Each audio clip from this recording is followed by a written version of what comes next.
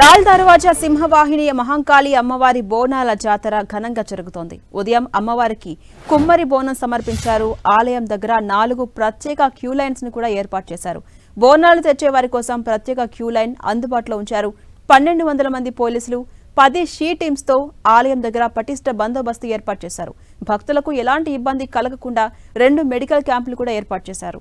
ఇక ఆలయానికి భక్తులు పెద్ద ఎత్తున తరలి వస్తున్నారు. అమ్మవారిని మంత్రులు పొన్నం ప్రభాకర్, కోమటిరెడ్డి వెంకటరెడ్డి దర్శించుకున్నారు. భారత రాష్ట్ర సమితి ఎమ్మెల్సీ కవిత, ఖైరతాబాద్ ఎమ్మెల్యే దానం నాగేందర్, బీజేపీ నేత మాధవీలత ఆలయానికి వచ్చి అమ్మవారిని దర్శించుకున్నారు.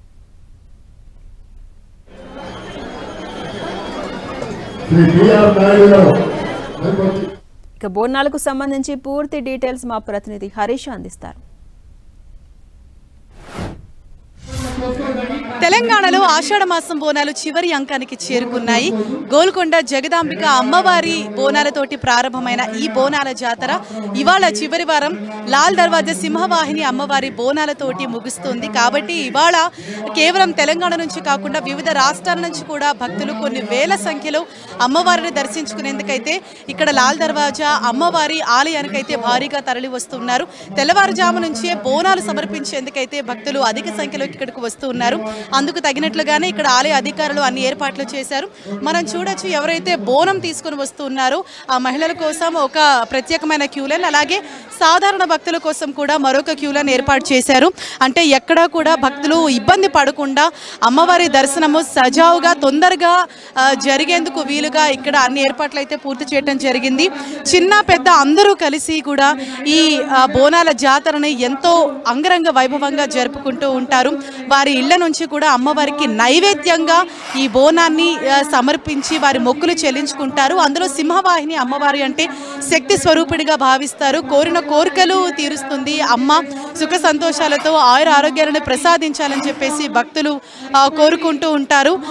అందుకు తగినట్లుగానే ఇక్కడ ప్రతి ఏటా కూడా తెలంగాణలో ఈ బోనాల జాతర మొత్తం 4 వారాల పాటు కూడా ఎంతో ఘనంగా అనేది జరుగుతుంది. మనం ఆలయం ప్రధాన ద్వారం వద్ద ఉన్నాము. ఇక్కడ నుంచి అమ్మవారి దర్శనం కోసం భక్తులందరూ కూడా లోనికి వెళ్తూ ఉంటారు. అయితే మొత్తం ఒక 3 సపరేట్ క్యూ లైన్లు కూడా ఏర్పాటు చేయడం జరిగింది.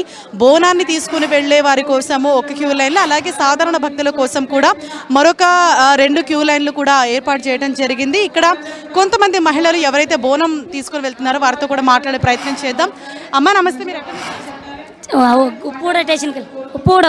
ప్రతి సంవత్సరం వస్తుంది? ప్రతి సంవత్సరం వస్తాం. ఎలా అనిపిస్తుంది అమ్మవారిని దర్శించుకునే తర్వాత? అనిపిస్తుందమ్మా. అలాగే మరికొంతమంది కూడా ఉన్నారు. ప్రతి సంవత్సరం వస్తుంది. చాలా బాగా అనిపిస్తుంది. అనుకున్నవన్నీ కోరికలు కోరుతాయి.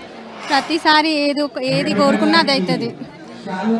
ఇది మనం భక్తుల మాటల్లో కూడా విన్నాం కదా. అంటే మనసులో మనం ఏ కోరిక కోరుకున్నా కూడా ఆ కోరికను నెరవేర్చే శక్తి స్వరూపిణి సింహవారి అమ్మవారు అని చెప్పేసి అంటూ ఉంటారు. ఈ ఆలయానికి కూడా ఎంతో ఘనమైన చరిత్ర అనేది ఉంది.